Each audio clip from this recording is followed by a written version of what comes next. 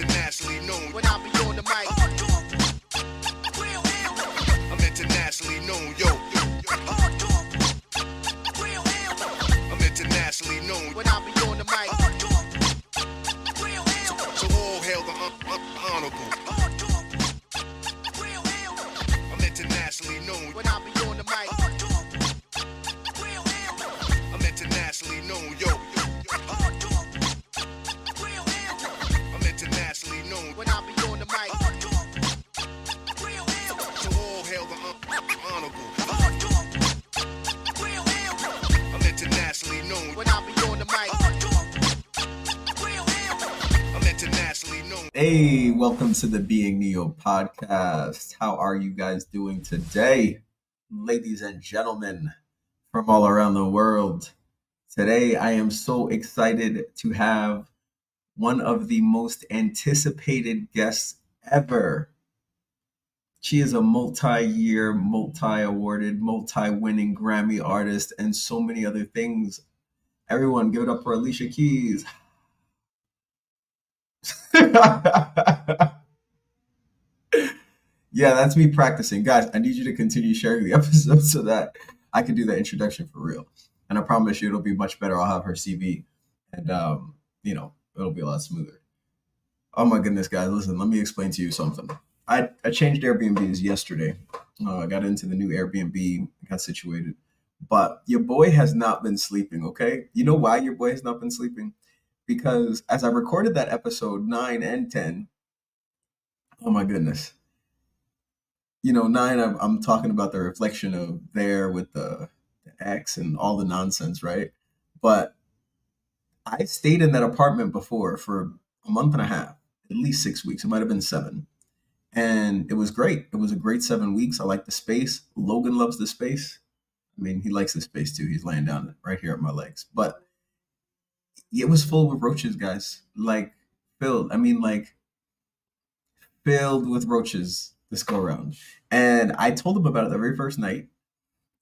Do you know what their solution was? They sent an exterminator for fumigation the next morning. Maybe noon. Okay? Cool.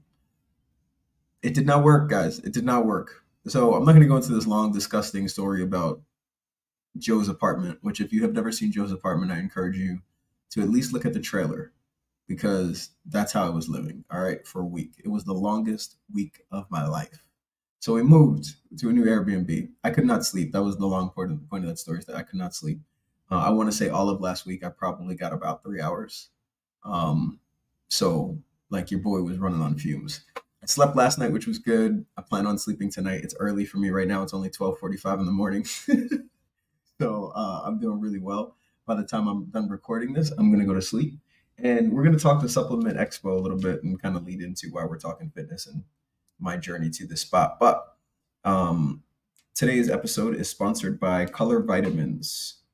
Color Vitamins, you can go to colorvitamins.com.co or .co.com. I don't know. They're not really sponsoring the show, guys. I'm lying to you. But there's a supplement they gave me. They gave me a couple samples of different things. And one of them is magnesium D3 supplement that should help my resting tonight, my recovery tonight. And so I'm going to try it. You guys know I use the Oura Ring to check and monitor objectively my sleep, my recovery, my HRV, my respiratory rate, my body temperature, all of the amazing things. And so that link, if you click the link in the description and go to my bit.ly, you will you'll find a link for my Oura Ring. You get a discount. And so I would check that out. But I'm going to try this and see how it is. I've got some other samples too. I'll keep you guys posted. But, subjective conversations are going to ensue. So let's start off with some facts first. And because we were going to talk about fitness today, let's talk supplements. I wanted to know, globally, because I'm in Medellin, Colombia at the time of this recording. And I know how big supplements are in the US. I wanted to know, what is it like globally? So the global supplement market is estimated to be currently $149.5 billion. Now, that's based on facts and factors of the dietary supplements market, which was, oh my goodness, wow. It's calculated to grow around 240 $1.9 billion by 2028, with a compound annual growth of about 8.5% between 2022 and 2028. So, I mean, guys, supplements are freaking ridiculous. Now, why are supplements ridiculous? Why is that market ridiculous? For me, I think about my own fitness journey, and oh man, guys, I think I gotta back up. Can we back up? Let's back up. I have been working out, like officially allowed to work out in the gym setting at 14 years old. Now, before 14, there's a lot that happened. At least 14 years worth of things. And so I feel like before I go into the rest of this, I should kind of explain it all. So the Fitness Expo is great. I really enjoy meeting, rubbing elbows, having conversations with people that are in tune with, have a desire to improve their health, their fitness, that are, I want to say in tune with their nutrition. But the reality is that out of that $149 billion of the global supplement industry, oh my goodness, I can't tell you how small of a percentage of people are actually focused on their actual health, their actual nutrition. I think everyone just likes to take supplements for the magic moment, the magic pill, the magic thing that's supposed to get them the results they're looking for, and it's just not true. So I say all of that to say we're going to get into it and talk about why. But when I was at the Fitness Expo, I had mentioned in the last recording a little bit about how I felt like people were like eating stuff, taking stuff. They weren't looking to see what was in it. They had no idea, what it was comprised of, and they were just putting it in their bodies. And I cannot tell you how many of the brands. Oh my goodness. There was this one brandy. It's called, I think it was just called Simply. I had a protein shake from them, and I wanted to taste a different one. Like they had an isolate, which I'm not a huge isolate fan. I'm not an isolate protein fan because of the process they use to create the isolate. I am a huge fan of denatured protein. So denatured protein hasn't been altered. There hasn't been chemical process used to break the protein or pre-digest the protein, what they'll call it, into whatever formulate that, whatever form they're trying to create it. I'm not down.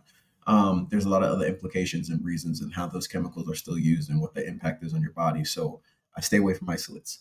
That said, a great denatured protein, a beef protein, something that has been minimalistically processed, a paleo protein, I'm all for. This brand, Simply, they had one particular protein that was like super clean. It was super, super clean, sweetened with stevia, nothing else. It was nothing crazy. And so I was like, okay, cool. I looked at one of their other proteins that they had, and it's sweetened with acylfulvene K, sucralose. And I was like, why? Like, why would you have one that was actually clean with stevia and then another one with sucralose and acylfulvene K? And then, are you ready? They actually had, I think I'm lying to you. I don't think it was Simply. This next thing that I'm going to say, I don't think it was Simply. I think this was another brand. There was another brand that was selling a carbohydrate supplement. Okay. It's a carbohydrate supplement for someone looking to add more carbohydrates into their diet.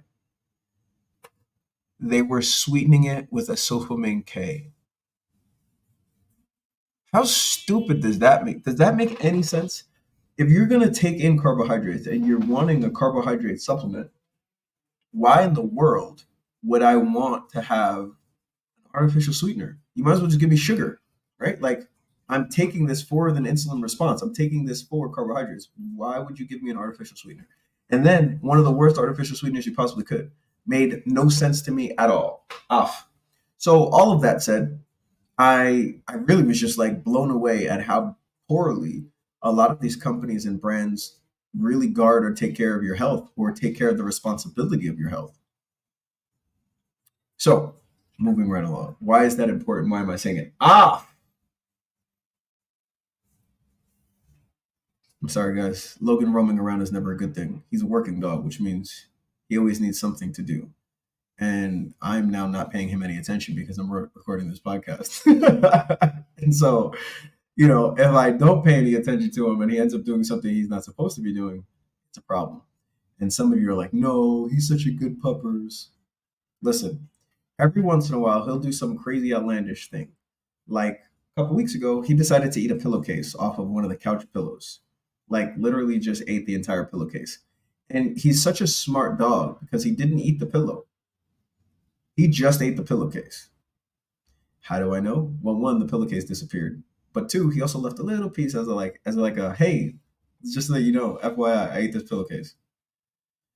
Oh my goodness. So that's why he needs to hang out. And if he's not going to hang out, he's going in this crate. That's why I tell people he's a child, if I cannot pay 100% attention to him, he's in the crate.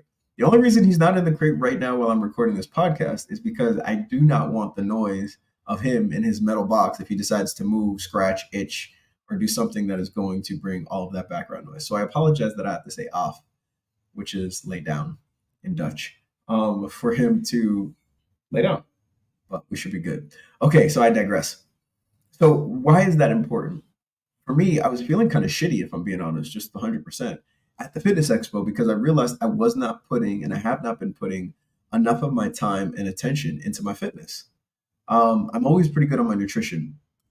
And the reason I'm always pretty good on my nutrition is because I have different times where I need to make it through a week where I'm getting 3 hours of sleep collectively, and I need enough energy to be able to do that. Still be able to come on here and record. And I'll be honest, I'm kind of tired right now. But I thought about something at 12:45. I was like, how many webcam models are just starting to work right now? Like, if a webcam model can find energy to play with themselves at this time, I can find energy to bring you guys value in recording this podcast. So here we are. All right. So I felt shitty because I'm looking at these people that seem really in tune. And it doesn't matter if I have the realization that they're not in tune with their health. They're still dedicating themselves to their fitness. And I'm looking at and again, right, like this is externally. We're looking at people's physical appearance externally. It doesn't matter if it's fake, if it's real. It doesn't matter if they use steroids or didn't use steroids or what supplements. It doesn't matter how healthy they actually are. You're just looking at them subjectively based on your own eyes and thinking whether or not they're in shape or not in shape. And there were a lot of guys who I was looking at, I was like, man, they're in better shape than I am. And I'm in good shape, guys. But, it's a fitness expo. There's always going to be somebody stronger than you. There's always going to be somebody more ripped than you. There's always going to be somebody bigger than you, etc. And so I was kind of feeling that way. And it was cool because I thought to myself, yo, get on the grind, bro. Like, this is what you do. You do it for everybody else. Do it for you. Which is so easier said than done, right? Like, I do. I take care of each one of my clients. My clients will tell you I am committed to their goals more often than they are. Most often more than they are. Because I don't doubt it. When I put my clients on a plan, it doesn't matter what their goal is. They have a show coming up, they have a race coming up, they just want to lose 20 pounds. For me, when I put these things together, I have no doubts because I know exactly what I'm doing. I've done it, oh my goodness, 1,000 times over 100 years. I'm exaggerating. No, 1,000 times no. 100 years, obviously, I'm not 100. But it's a lot. It's been a lot. And I love it. I love doing it. But the thing that drives me nuts is when I don't have committed clients. And so there's a thin line, right? Like whenever you start coaching with a new coach, regardless of what it is, there's this period of time where you're like, I'm gonna trust them. But for how long? And how long will it take before I completely trust them? My clients know now, anybody that's worked with me for over a couple months. Guys, I dial it in, okay? If I tell you you're going to eat this, this, and this, and you follow the macros and do what I say to do, I'll tell you in a time frame exactly what your weight will be. Now, objectively, I need data along the way so that I can continue to tell you and say, okay, yeah, in a couple of days it'll be this. We're going to tweak this. You're going to have a refeed at this time. I literally can tell them exactly how their body will adjust to how I adjusted the macros for said thing. It's incredible. I love it. I love it. But that said, I do it for everybody else, but I don't take the time to say, all right, bro, let's create it. Let's create the plan. We're going to do volume sets, what weights, how long, how many times. We're going to get your volume in. This is what you're going to be eating. I don't. Part of the reason is why coaches have coaches. It's because we love coaching other people, but we're horrible coaching ourselves. I don't have that problem per se. I just have not been making the time to take care of me. I have been making the time to take care of everybody else, which is as per my usual. So the fitness expo really put all that stuff back into perspective for me, and it really allowed me to kind of recommit to my goals for the year, which I'm super excited about, 100%. But it did take some time for me to kind of process my emotions through that, and then come back to the drawing table and say, "Yo, dude, you go to the gym." I mean, guys, I work out 6, 7 days a week. Most of the time, it's 7, and so I don't have any excuses. I just need to do it. All right, so how to get into fitness, and you're gonna learn so much about me. And if you are one of those type of people that can infer based on one thing of information how some other strings of that information will be put together, this is going to shed a ton of insight into who I am. Okay? All right. So 14, start working out. Why? Why? Because I have siblings. And my oldest sister, shout out to my older sister if she's listening. Um, she created body dysmorphic disorder in my head. It wasn't just her. She was the most impactful, but it was everyone that looked at me as a kid and was like, "Oh my goodness, you're so skinny. Oh my goodness, you're a beanpole. Oh my goodness, you're lanky. Oh my just oh my goodness, you've grown so tall."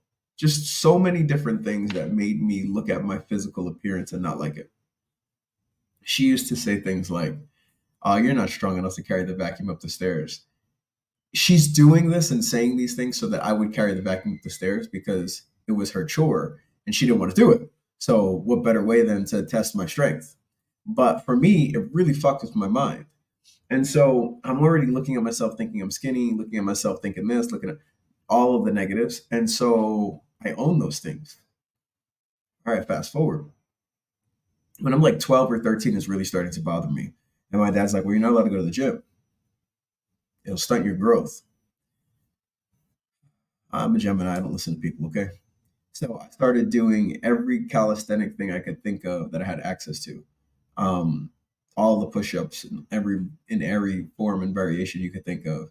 I even wanted to. My biceps are so strong today because my little brother had a diaper bag that I used to fill with encyclopedias, and I would literally curl that bag until my arm felt like it was gonna fall off. And when it felt like it was gonna fall off, I'd curl it some more. And then when I felt like I just not could not move the bag again, I'd switch arms. And I just kept doing that and push-ups. I remember watching TV shows that be like TV series, 30 minutes. Do you guys remember when TV series were 30 minutes long? And every commercial, I'd do a set of push-ups until I couldn't do any more push-ups.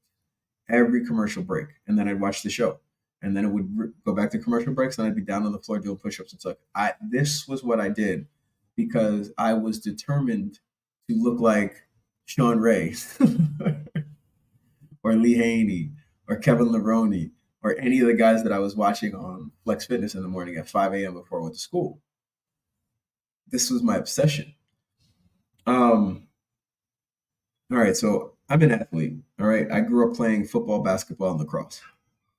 I now have been a K9 decoy for 20, 23, 24 years.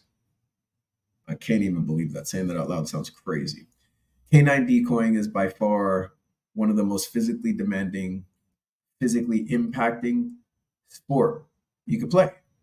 I mean, you're not playing it; it's real life, but you're having a dog. Anywhere between the range of 50 to 90 pounds. Some shepherds are over 100 pounds, and depending on what breed you're working, run at you and hit your body at 40 miles an hour. If you think playing football is brutal and physically abusive, you need to work a K9. I'm telling you. I cannot tell you how many times after a long day of working dogs where I would just love sitting in an Epsom salt bath to just be able to move. Like, it's painful, especially depending on what size suit and what size suit you wear. I'm not one that wears a huge suit. I like to be able to feel a dog so that I can work them properly. I also like to be able to move. And so when the suits are smaller, you can move a lot more. And to be in a suit all day, to run, to stay agile, to do hides, you have got to have a thinner suit. So I'm not crazy. I don't wear like a competition level suit. For those of you like, what is he talking about right now? So the suits are the level of padding. So you have bite suits and they have different levels of padding within the bite suits. My bite suits for the last 15 years, 16 years, I get custom made. So And the last bite suit I had made in 2018, I want to say. I don't know, 2018. Shout out to ringsuits.com. My buddy Thad. If you need a bite suit, if anyone's looking at this, you're a K9 decoy, you could shoot me a message. I'll connect you with Thad personally. But he brings in suits made from Saynav, Saynaeve. They make amazing suits. They're in Holland. He used to be a tailor, like a clothes tailor, and so his suits, I mean, they fit like gloves, man. I mean, like when I said they're custom made, they're custom made. You know, I pay around 2 grand for my suits, my bite suits, but I don't get the thinnest, which would be competition, and I don't get a training or a kimono, which would be like the heavy ones. I get kind of a hybrid in between to give me the mobility where I need and the protection where I need. But in either case, it hurts. Okay, your body gets used to it. You know, when I'm training dogs on a regular basis, my black and blues go away.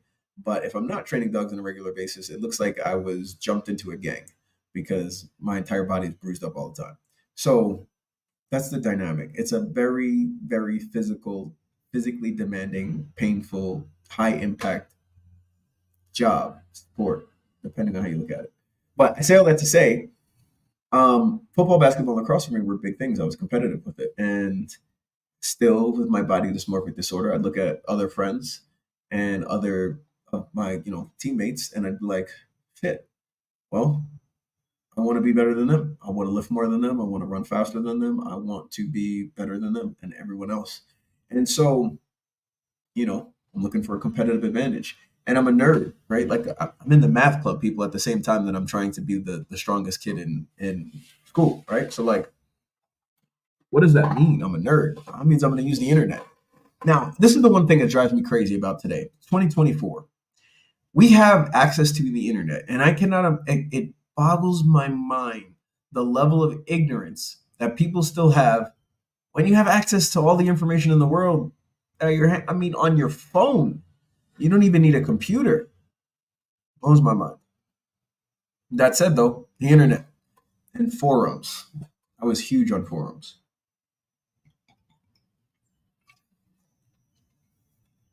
And so I learned, you guys ready for this?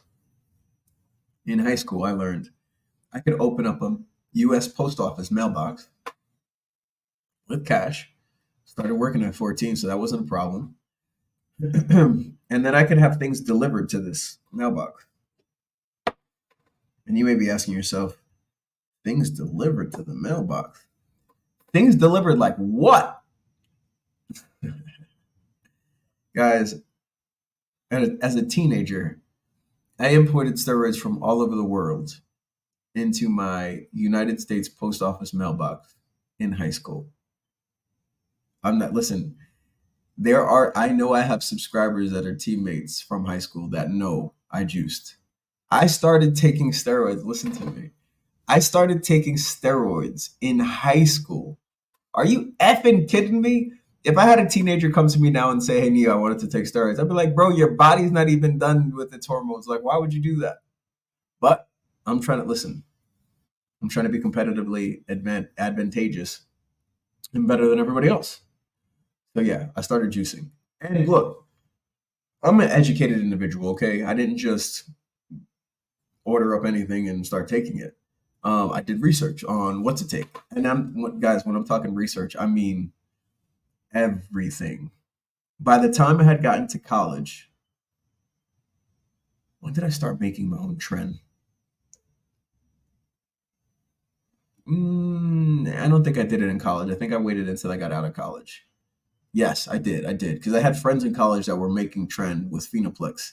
And, it's basically taking the cow shots and, you cook it, separate it, and then you have to add the stabilizing oil and other things to create it into tren acetate. But you could do it. And the recipe and how to do it's all online. I'm not even joking. The websites on where to buy the things necessary and the filters and just all of it. So, guys, I am literally, I have taken, by the time I was 21, I had taken more steroids than some pro bodybuilding career athletes. And so here's my next thing. Steroids is a very subjective thing. I've been on forums and I could read people taking. I'd look at cycles that people would run. They run 2 grams, 2 grams of test a week. Are you fucking kidding me? Some of you listening, you know exactly what I'm talking about. I mean, I'm talking insane cycles. People with money that have low self esteem and all the money in the world and think that they should just pump their body full of craziness. And so the reason I say that and I bring that up is because steroids are not bad. Abuse and abusing steroids is horrible. And most often, when you're looking at teenagers or people that are just trying to get into it, or when it's not legal and they're illegally obtaining it, they're not getting test results or blood testing done from their doctors, they're not managing this professionally. You have people subjectively taking all sorts of crazy shit, and it's why there are so many people that die from steroid abuse. Okay, so why am I saying all of that? Because it's fucking real. I could tell you straight up. I didn't start messing with tren until college. Before then, I was a huge test in the form of Sustanon 250. I took Dianabol. I took Anadrol. I took um, Masterone, Primo. Of course, I took my ancillaries, my Novaldex, my Clomid. I started taking peptides before graduating.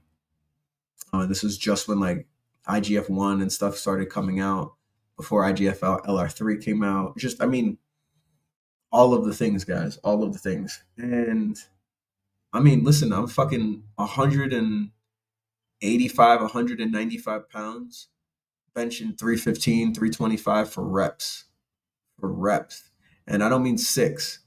I remember benching incline press at 19 years old, 225 for 15.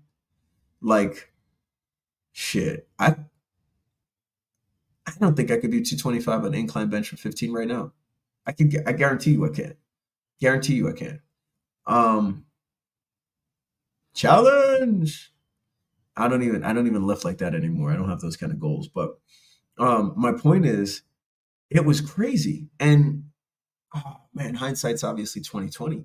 But all of this was driven from insecurity, right? Insecurity for other teammates being better than me, insecurity on how I looked, insecurity on my strength, and then when you take steroids, it does not matter that I was smart enough to cycle off properly. Like I said, I knew what ancillaries, HCG, Clomid, I knew how to Arimidex, I knew how to cycle off, keep the water out of my system, and bring my natural hormone production back up again after a cycle. I mean, like, guys, I'm not even this was like Bill Nye the Mad Science Guy, right? Like, I had all this stuff dialed in. But it didn't change the fact that you still swing your emotions when you're using steroids. Like, they swing. It's almost like I don't know, a drug that gives you it makes you feel like you're superhuman. And it doesn't, I feel like that's an exaggeration. And I don't want any kids listening to this to think that that sounds appealing. Like, oh, you're superhuman. But like, guys, I'd run 600 grams of test and 600 milligrams. So, excuse me. Could you imagine 600 grams of test? I'd die. 600 milligrams of test per week, alongside 600 milligrams of Deca, or 600 milligrams of Equipoise, which is Boldenone undecalonate. I love Boldenone. I love Boldenone. Whenever I would take Equipoise, about 5 to 7 weeks in, man, my veins look like ropes, just crazy. And I could not stop reps. It didn't matter how much weight I was using. My ability to just knock out more reps, it was insane, man, insane. And so it felt really good. And I was big. I mean, it was lovely, but it was so bad for me. Um, Having your nuts as a teenager atrophy, you're like, where did your nuts go? And I mean, listen, I don't care if you're how much HCG you run, how much Clomid you run, how much novel decks you run. Side effects are still side effects. You get a little gyno, it's happening. Gynecomastia, um, which people are like, like the female breast tissue. It doesn't matter. Arimidex time. It's gonna be you're gonna have a little happen. Um, HCG protocol now. If I was telling somebody I'd run 5,000 IUs every other week, and your nuts are still gonna atrophy a little bit, but you'll bounce back really fast. All of this said, though, I was abusing these things when I was a teenager. I'm not proud of this. I'm telling you this information because it's real. And I'm telling you this because that's how focused and committed I am to learning a process on something when I'm committed to excelling at it. But I also have to recognize in going through that I can't allow my insecurities to dictate bad decisions. Guys, were you expecting that, Luke? What do I mean by that? So, like, I don't train the same way now. I have people look at me in the gym, and I'm still fucking strong, guys. I'm built like an ox, okay? In terms of like my actual strength to weight ratio, yo, it's crazy. I love it, and part of it I know is because of the steroids I used in my past. But the other side of that coin, though, is I learned to go to things like this fitness expo and look at myself and feel like, fuck, man, I got to get my fitness together. I got to like for myself. Doesn't matter how many diet plans I have for other people. It doesn't matter how many trophies, how many placements, how many pro cards my clients get. It does not change the fact that if I don't do the things for me, if I don't stick to my plan, if I don't hit my gym, my workouts, if I don't train at the intensity that I need to create growth, then I'm not going to see the results I want. Right? It's a very individual thing. It doesn't really matter what everybody else is doing. It's about me, my health, my fitness, my goals. So I'm saying all that to say one of the things that I learned from steroid use was how to be able to do something in a positive mindset and do something in a totally fucked up mindset. What do I mean by that? Well, Ronnie Coleman, who I met at this fitness expo, he was there repping his supplement brand. You look at this man, he was a pillar. I mean, he's an 8-time Mr. Olympia. It's fucking Ronnie Coleman. And the man's crippled. But he will also tell you that, he said this in some of his documentaries and things, he had a doctor writing all of his scripts for his drugs. All the steroids Ronnie Coleman took, he had a doctor prescribed. He was getting tested. I didn't ask him. I never had the conversation with him, and I don't think he's ever put it out there anywhere. Which, hey, anyone, if he has, comment, link it, send me a message, let me know, smoke signal. I would love to see it. If he's actually given like what he's taken as far as like amounts and cycle examples and stuff, because I'd love to know. But I say all that to say I can guarantee you that if his doctor was monitoring him, it was less than some of the extreme things I know some amateurs that have never gotten to an Olympia size at all have taken, myself included. So now, Fitness Expo, I'm there, I'm looking, I'm feeling like, I need to do this, this, and this. I still have the mindset now to recognize that it's not all about a physical appearance and aesthetics. It's about my health, my heart. I'm 41 years old now. I'm not 14. I need to make sure that I'm here for the long haul. I want to have incredible health to take me for as long as I possibly can. I'm trying to add years to my life. I'm not trying to look good for a short period of time for some shallow or insecure reason. So as I'm going through the fitness expo, as I go through the different things that I have, as I adjust my diet, I adjust what I'm going to eat, how I'm going to train, I always have to keep myself in mind and keep the body dysmorphic Neo that was 14-year-olds and looking in the mirror and feeling like this, feeling like that, looking at myself like this, looking at myself like that, and realizing that it's all fucked up and it's in my head, but it doesn't have to be real. So objectively, I use things like my Oura ring to tell me, yo, are you crazy, bro? You got to sleep. You need rest. Your Oura ring is telling you this. I don't give a shit if you're going to sit here and give yourself this false sense of you've got energy. You don't. Your body's telling you need to rest, which is why when I'm done recording this, I'm going to go rest. And so different things like that. I use those objective things to let me know, okay, this is it. When I would weigh myself on a scale, when I first started losing weight with intermittent fasting, I used to get obsessed with how much weight I could lose. And it got to a point where it's unhealthy. What do you mean? Well, because I'm still going to the gym and I'm working out, but I'm putting all of the stress on my body. Working out hard, working out consistently, plus work, plus the life changes I was going through, just a lot. And I was not eating because I was trying to fast. And I'm like, look, the longer I fast, the faster I'll lose this weight. And it gets to the point where you're obsessing over a thing that is supposed to be something positive. And just like that, you get addicted to now taking something that was positive and now you're doing it in an unhealthy manner. which can easily happen to anyone, especially with diets, man. Like diets are one of the easiest things, especially if you're having results with the diet, because people just think if they do more of something, they're going to get more results. For those of you that don't know, water, please.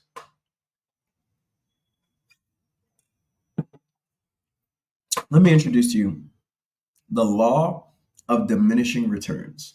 Some of you already know what that is. Some of you are like, what is the law of diminishing returns? So I'm going to tell you. The law of diminishing returns means that eventually, if you do something long enough, you're going to pass a threshold where if you continue doing it at the same rate, the results are going to be less than what they were prior. And as you continue, that will steadily decrease the efficiency and the rate at which you will achieve said result that you're looking for. So you do more and you do more and you do more and you get less and less and less. So there's one spot where you're like doing it at 100% and you're getting 100% results. And then you start doing it at like 110% and now your results drop to 90. And then you start doing it at 120% and your results drop to 80. And then you start doing 130 and your results drop to 70. Are you following me? So that path is obviously bad because now you're putting in more effort, you're doing more, and you get less in return. Law of diminishing returns. And so that's a real thing with fitness too. It's like overtraining, it's under eating, it's all of the things. Do you know how many clients I tell? And listen, shout out to every fucking client I have right now where I'm telling you, you don't eat enough. And right now, every client that's listening to this is saying to themselves, oh, he's talking about me. I'm talking about all of you. Every time I get a client, man or woman, that wants to lose weight, the first thing they want to do is how low can they get their calories? And guys, I feel like I'm 36 minutes into this and I haven't even said half of the things I want to say. There's so much I have to say about health and fitness and nutrition. All right, so the eating and not eating enough. It drives me nuts. Why does it drive me nuts? Why does it drive me nuts when I hear people talk about you just have to reduce your calories and you'll lose weight? If you're a fat ass, yeah, stop eating, you'll lose weight. Okay? Those people that want to be on my 600-pound life, you have to work to eat and be that fat. I mean, it's a full-time job to eat that much food. And so what I'm saying is, for those people that are like, I want to lose weight, the first thing they want to do is stop eating. And not eating is not the response. Not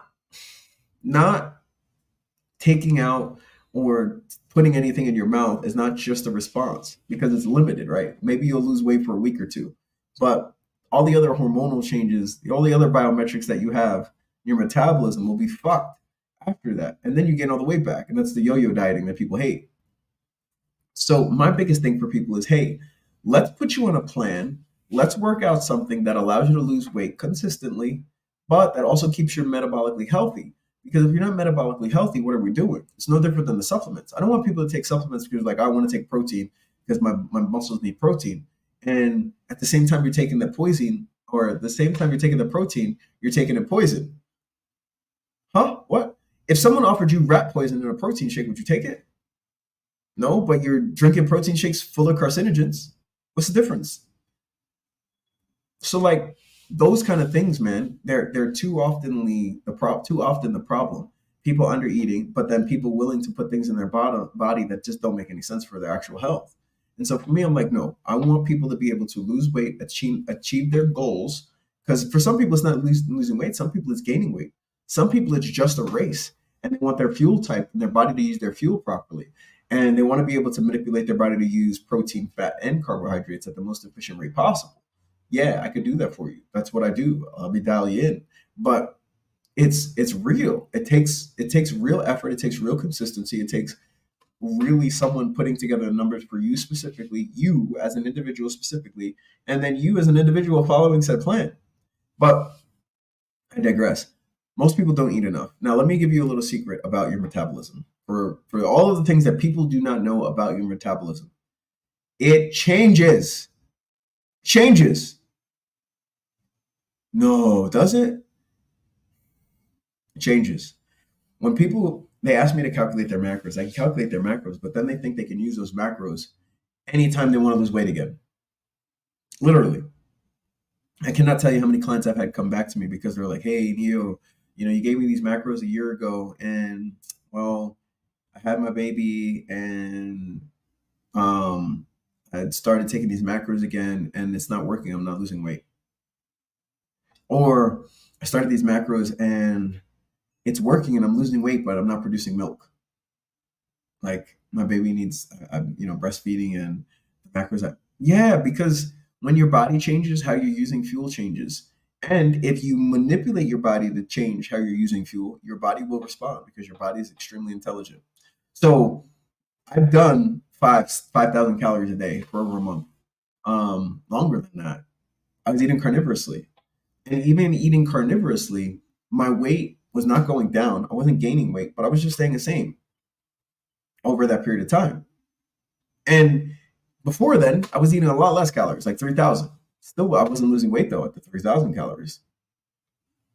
But 5,000, I wasn't gaining weight either. So why? What happened? Your body adjusts. If you put a certain amount of fuel in your body on a regular basis, especially when it's more fuel and it's clean fuel, okay, your body's going to use what it needs and get rid of what it doesn't. And if you're eating clean, like ketogenically, carnivorously, you're not going to get fat. Now, one caveat, you may gain a little bit of weight carnivorously because of how much protein you're taking in, and then whether or not you're utilizing that high level of protein. And if not, the process of gluconeogenesis and the amount of glucose that you will have and your insulin response, and then what you will store afterwards, is going to add to weight gain faster than if you were ketogenic. Because ketogenically speaking, the protein is not nearly as high as your fat, and fat as fuel is not something that will ever end up as storage. Let me say that again. Fat as fuel when you're ketogenic is never something that will add up as storage. So when people are like ketogenically speaking, they're like, oh, dude, I'm gaining weight on this. It's not because their fat is so high. It's because they're fucking something else up. If you are running keto properly and you're dialed in and you're moderate on your protein and you're high on your fat and you realize that you don't need any carbs at all, zero, you're never going to get fat from more fat because of how it's stored as fuel, how your body's using the fuel. And so you'll see your ketone numbers go up, but it's not making you fat. It's another topic for another time. I know a lot of people are like, wait a second, so you mean I can eat more fat and I'm not going to get fat? Yep, that's what I mean. And your body will pee out those ketones easily, no problem. It does not, you're not having an insulin response to the fat, which insulin is your storage hormone. So you're not just taking the fat that you're eating and storing it. It's not happening. Not when you're ketogenic. It's the reason why people worry about eating fat and their cholesterol and their blood numbers and, oh my goodness, I'm going to need a stent and blah, blah, blah, blah, blah. It doesn't happen. You know why it doesn't happen? Because as soon as you turn your body into a fat-fueled machine, you burn up all that stuff. You don't have to worry about clogged arteries anymore because you're using the fat for fuel. And the only reason why it was clogged before is because you weren't using it as fuel. Your insulin was high. And as your insulin is shuttling things into your cells, that fat that is also shuttling is getting stuck. That's how blood vessels start closing. It's why all of these things happen. Another conversation for another time. But basically, my point is metabolically healthy. Calories is not the thing that's dictating if you're losing weight or gaining weight. The form and the ratio of what type of calories absolutely is. All of that said, guys, if you go to freeyourmind.store right now, freeyourmind.store, click at on the home screen, it'll say the nutrition matrix. Click the nutrition matrix. If you have questions about your diet and nutrition, if you want a customized plan, if you want me to make your meal plans, I literally open up MyFitnessPal under your email in your account, and I will put in 6 ounces of chicken breast, 2 ounces of broccoli, 2 ounces of cheddar cheese, 28 almonds. Like, I will literally calculate based on the macros I calculate for your specific goals, whatever that may be, competitions, races, just life in general. Maybe you're an entrepreneur or a CEO and you're like, listen, I've been too tired. I've been too jet lagged. I have this new project going, or I'm trying to write this book. I have the other things. I need more energy. I need my mind to be more focused. Help me. I got you. But in either case, if you need me to literally write the plans, put it in your MyFitnessPal where you open it up like a menu and all you have to do is buy the groceries and cook it, I got that. If you just want to talk to me and shoot the shit about my different experiences with steroids, fitness, being a personal trainer, personal training business, gyms in parts of the world, anything related to health and fitness or anything else that I'm, well versed at, you can do it right there. It'll allow you to buy hourly time, half hour time, or whatever, custom macros, all of that stuff. My point is go to the website and you'll see the things that I offer. But my recommendation to you, if you have not worked with me before, get on my calendar. You'll buy a half hour slot. Let's talk, let's chat, let's get to know each other and then decide if I'm the right person for you in terms of coaching and helping you with your sports, fitness, and nutrition. Because the reality is, dude, it's not easy. I'm not an easy coach. My clients that love me, they tell me one thing over and over again: thank you for keeping it real. Because I'm not going to sugarcoat shit. I don't coddle. I don't hold hands. I am in this with you, but I wage war for the things that I want. My wage war for peace is real. Like, you have to fight for the things that you want. You have to fight for the right to party. Sorry, it just came in my head, people. Um, but I'm not an easy coach. I'm a very meticulous individual. I'm very detailed. I need objective information from you consistently. You have to be committed to this, because if I lock arms with you to say we're going to help work together for you to reach the goals that you have, your goals will become my goals. And I don't fail when it comes to achieving the things that I set out to do. I have failed in plenty, but not if I set out to achieve something. It may be a failed success, like going to Embry Riddle and then having September 11th happen. It was a success. I went to school there, graduated from there, it was great. It was a failure because it was the worst time frame that I could have attended that university. So that's what I mean by that. Jump on my calendar. I'd love to talk with you. I'd love to help you reach your fitness goals. But just free your mind, that store, all that stuff is there. And if you're, I don't know, social media or just looking at this from someplace else, go to the website, click the bit.ly, my link in bio, and it'll take you to those different things as well. I will also have, it's already linked. If you look in the show notes and the link in the description, there is a link for my free nutrition course. It is absolutely free. So maybe you're like, no, I don't want to get on the calendar. Okay, cool. Take the nutrition course. It's a video just like this, except it's not a podcast. You're not going to get any random facts. You're only going to get facts. And I share my outlook, my journey of losing 150 plus pounds, the things I've learned, how I've been able to maintain my metabolic efficiency and, my six pack now, traveling the world, like all of it. So watch that. It's free. Free. You have to pay $0 for it. Watch it. And then for everybody else, if you're like, no, I need this right now. I had someone say, look, I'm trying. I just need a plan. Well, I got you. Even if you just do I just need a week sample plan and then I can do it from there. I got you. Go to the website. All right. So I digress. All of that said, you can do healthy things to an extreme that then make it become unhealthy. And you don't want to do that. That is not the goal. It should not be your goal. You should want to maintain and improve your health consistently and steadily. So do that.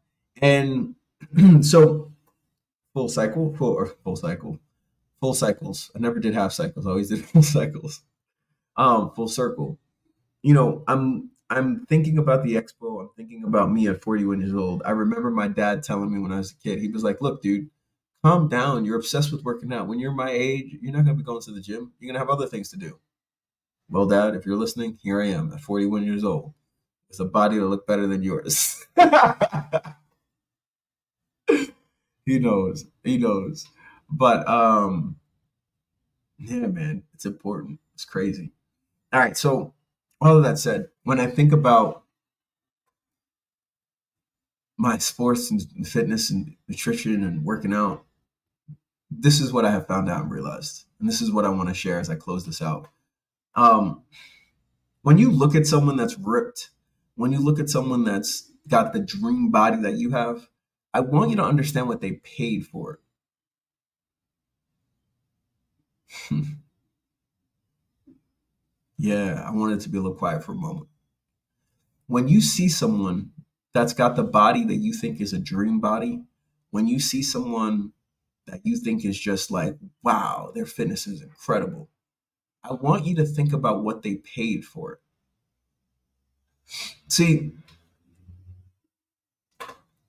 I go to the gym now since the expo, and it could be 9 o'clock at night. It could be 8:30, and I go. I I'm just not going to miss. Doesn't matter if I'm tired. It doesn't matter if I'm sore. It doesn't matter if I feel hurt. I'm going to train. When I eat and I'm stressed and I want to eat something sweet and delicious and delightful, but I'm on my carnivore plan right now and I'm not eating anything outside of that, with the exception of some targeted carbs at different times, I'm there. Like, I'm just there. There's a quote that's been floating around on socials that says, you can tell a lot by a person who's physically fit. It reflects their discipline, their dedication, and their commitment without them ever opening their mouth, just in their physical appearance. It's 100% true. And so if you're listening to this and you want to make a change, make the change. But understand it is going to cost you. And nothing of greatness is achieved in balance. Say that one more time. Nothing in greatness, nothing that you strive for that is great, nothing that you strive for that has greatness, that leaves a legacy in achieving said thing, can be achieved in balance. Work-life balance is bullshit. You're either going to work or you're going to live. Now, I'm not saying you should live to work, and I'm not saying you should work to live. I'm saying you should find something that you do that you love, like this. And then that way you can make it your work in your life. Because the reality is it's 1:23 in the morning right now. And I'm recording this podcast because I love it. Not because I feel obligated or feel I have to. I'm doing it because I love having these conversations with you, sharing a little bit of my brain, sharing a little bit of what I have trapped in this mind of mine. And in hopes to inspire you to think a little bit about your own journey, what you're doing, how you're doing it. Okay, so fitness is important, but more importantly than that is your health. Don't take steroids. It's not my recommendation. If you are on HRT or TRT or something, that's fine, but don't abuse it. Most often what I see is people on TRT, they abuse it. If you're a woman and you're premenopausal or you're running up on menopause, you want to take a hormone. You want to take the pellet hormones. It's going to be a pellet. They could dial it in for the amount. I have several clients that take pellet shots and pellet injections that are premenopausal, postmenopausal, right smack dab in the middle of menopause. And I cannot stress enough how beneficial for women to take the hormone pellet is. It's an injection, a little bit of pain, and usually it's like 3 months that you'll get it changed out. But it's a night and day difference for every one of my clients in terms of their sleep, their recovery, how they feel, their hot flashes, their emotional swings, all of that stuff. So FYI. And again, questions on that, just jump on, we'll have a conversation, and we can talk about it. You can book as little as 30 minutes, and we can talk through it. I can answer the questions you may have. Guys, as always, it is always a pleasure. I appreciate you guys listening to me share the deep darkness, craziness that is in my life, in my head, in my experiences, and in my future. I do not know if I'm going to do a show. I'm just going to take a photo shoot, but in 12 months, something big is going to happen, and I will keep you posted as to what it is. But I am absolutely 100% on me making the best body I have ever had. And I have looked very good at different times in my life. So it's a challenge, but I'm up for it. The other thing I'd like to do, and I'm going to say this now really quick because I want you guys to hold me to it, is I am huge into calisthenics now. I'm very much into functional training. And I want to be able to go to some of these monuments in the world and do different calisthenic poses, whether it be a flag or handstand or L-sit or front lever, just depending on where I am, something like that, front, back lever, whatever. And so hold me to that. I am working, and I have been working this last week continuously on my calisthenic techniques, on some of the other things like planche push-ups. I really want to be able to master these movements so that I can take some pictures and shots as I'm traveling all over the world and have those things to share. So push me for that.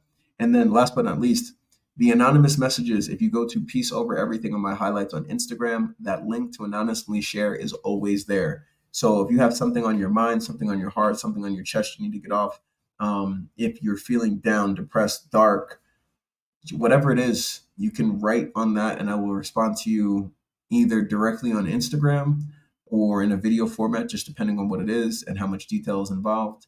And you'll have to obviously click like, subscribe, and the bell for notifications so that when I respond to it, you know.